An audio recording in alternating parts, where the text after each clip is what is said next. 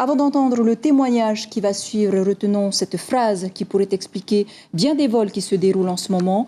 Elle vient d'un ex-consommateur d'ice, aujourd'hui repenti. Ça me faisait tellement du bien de fumer ça que j'avais envie de voler plus pour fumer plus. Le témoignage que vous allez voir va peut-être donner de l'espoir à certaines familles de consommateurs.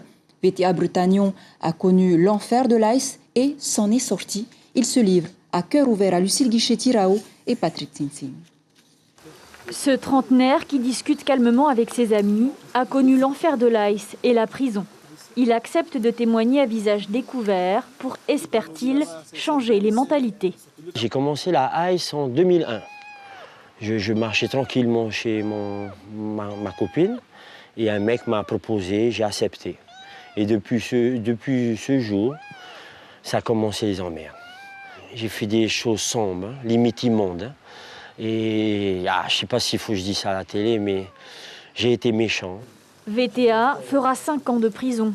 Et là, c'est le déclic. Ça a coupé mon moral, ça m'a éloigné de la société, ça m'a renfermé. J'ai fait 11 fois le QD quand même. Le QD, c'est quoi? Quartier disciplinaire. J'ai un des records d'ailleurs de Tahiti. Et c'est vraiment un lieu où j'étais bien. J'avais besoin d'être au QD pour être seul et penser à ce que je vais faire à ma sortie. Et pourtant, j'ai continué à fumer en prison. La ice en prison, tu peux la fumer tous les jours. Si tu es connu, tu es respecté, tu la fumes tous les jours, la ice en prison.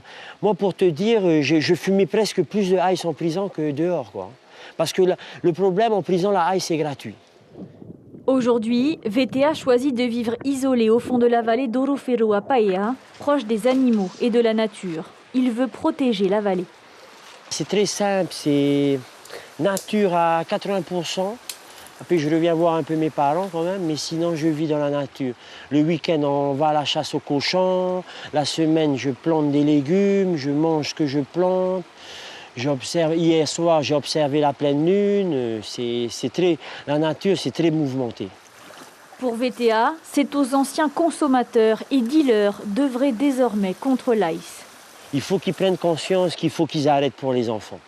Pour les enfants et surtout pour leurs parents ou grands-parents.